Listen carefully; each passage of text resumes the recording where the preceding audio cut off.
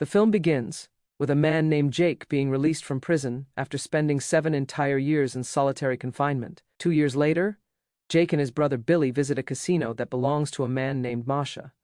Jake believes Masha owes him because he was the reason Jake was imprisoned. Masha invites them to a special table upstairs. Jake has to take the elevator, where it is revealed that the time he spent in solitary confinement gave him claustrophobia. Jake soon sits on a table with Masha and his guests. He makes a bet with one of Masha's guests, but loses. Now he wants to make a bet with Masha, whom he is tricked to believe that will win over Jake. However, Masha loses the hand, and Jake is about to walk out from the casino with a bag full of money. On his way out, he is stopped by a man who says he knows Jake has problems, but he can help. While leaving, Jake prefers to take the stairs but collapses as soon as he walks outside. While falling, he realizes the random guy who talked to him has sneaked a card into his pocket, which prompts him to take the stairs. Jake is taken to the hospital, where the doctors tell him they are not sure what's happening to him, but they will run some more blood tests. When he returns to his house, he finds a card on the ground that prompts him to pick it up. Jake does so, and his life is practically saved as an assassin sent by an infuriated Masha shoots at him. The mysterious man from earlier, Zach, saves Jake and takes him to meet his friend Avi. Avi somehow has acquired Jake's medical file, which states that he is suffering from a rare blood disease. He will be dead in 3 days. The two men offer him their protection in exchange for all his money and his blind obedience. Jake does not like the deal, but he pays a visit to his doctor, who confirms what Avi said. In the meantime, Masha meets with his assassin, Sorter, and wonders why he missed his shots even though he never misses. Sorter replies this time he made the mistake of allowing his emotions to interfere because he had a bad feeling. As for Jake, he returns back to the two men and agrees to work for them. Avi reveals that they are loan sharks and takes Jake straight to a potential client for a meeting. On the way to the next one, Avi asks Jake what is his story with Masha. Jake narrates that he used to work for Masha. At some point, the big boss forced him to take part in a game, but his guests started making fun of him. Back then, he did not take any of that, so he shot one of the guests and chaos broke loose. Jake was arrested and interrogated by the police, but he refused to reveal who was the authority that organized these illegal games, so he ended up in prison. In the meantime, Masha has a meeting with a lady named Lily Walker. She has been sent by a guy named Gold, who seems to be the biggest player in the underworld. Masha and Gold are going to work together real soon, and Walker warns the former to not disappoint Gold, or he will regret it. Later, Avi and Zach invite Jake to have a seat and they ask him about his prison time. Specifically, they are interested in who he spent his time with. Jake starts narrating that when he was taken in prison, he was given 2 choices: either serve 14 years or 7 years in solitary confinement. He chose the second option. Soon, 2 other prisoners got transferred in the cells next to him on each side. They were super clever. One of them was a chess grandmaster, while the other was a con artist. They used to communicate with Jake by using books from the library and writing chess moves on them. The 2 of them came up with a method of winning at everything, which they called the formula.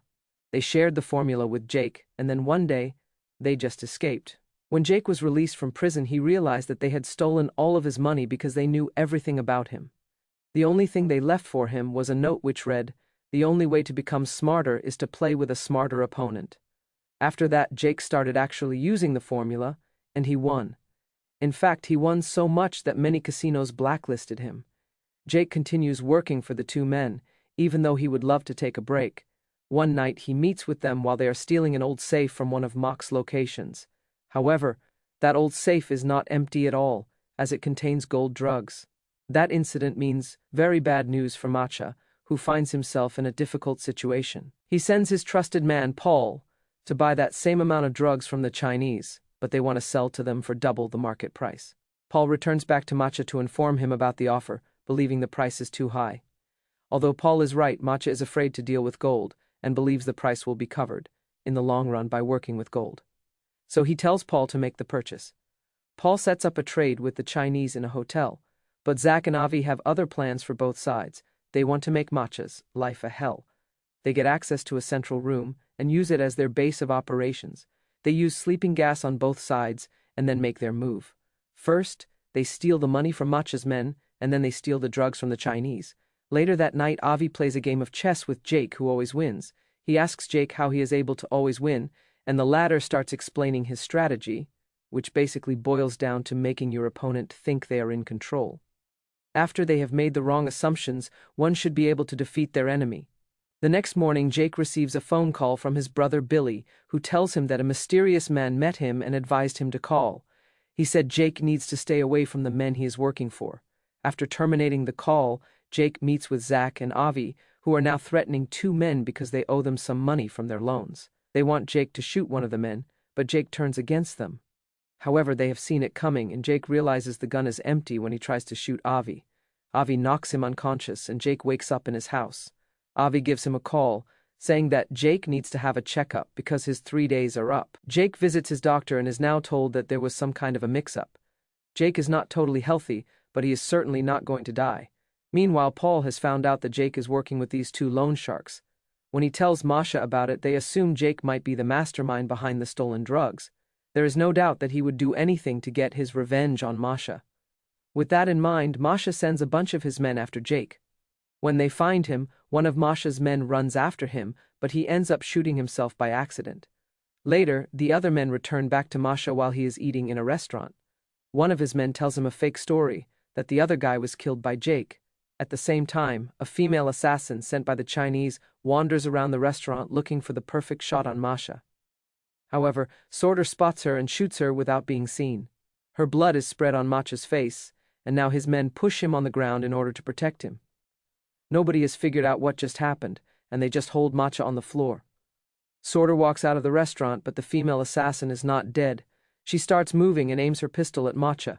Masha sees her, but he can't get up because his guy is holding him down. Injured as she is, the female assassin tries to shoot at Masha. She misses a couple of shots, but one of the bullets hits Masha's pinky fingers and cuts it. Masha grabs a pistol from one of his men and kills the assassin, while at the same time Sorter sees the assassin's driver trying to escape with his car, ending up killing him. After that incident, Masha wants all of his men to go full throttle into finding his drugs. Sorter takes action first and breaks into a secret club where he kills some Chinese henchmen. Then, he orchestrates a sophisticated hit. He has access to the cameras, so he drills a hole through the wall to slightly fit the weapon in. Then, while he observes the Chinese boss movements through the cameras, he takes the perfect shot when the time is right.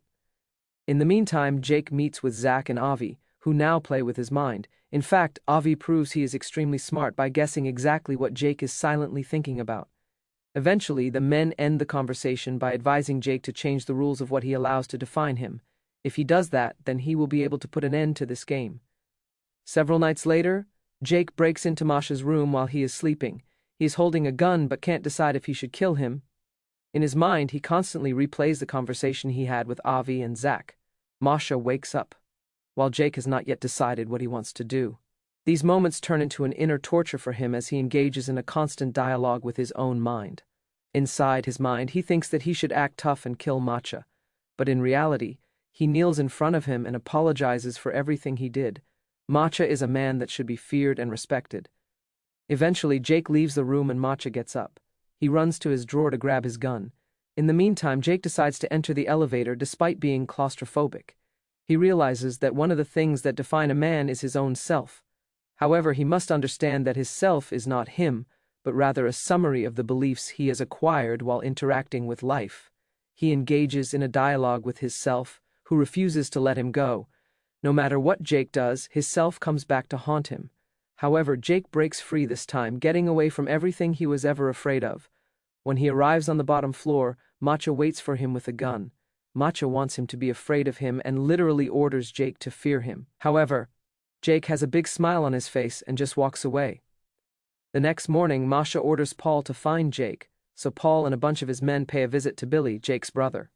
After torturing him, Paul finds Billy's daughter and threatens to do the same to her. However, Sorter does not like that, and he kills all the bad guys except one. The little girl is now being held by Masha, while Jake and his bosses visit his casino. Now Jake puts some clues together and figures out that these two men are the same men that serve time in the cells, next to his, the ones who came up with the formula. Finally, Jake is invited for a private talk with Masha.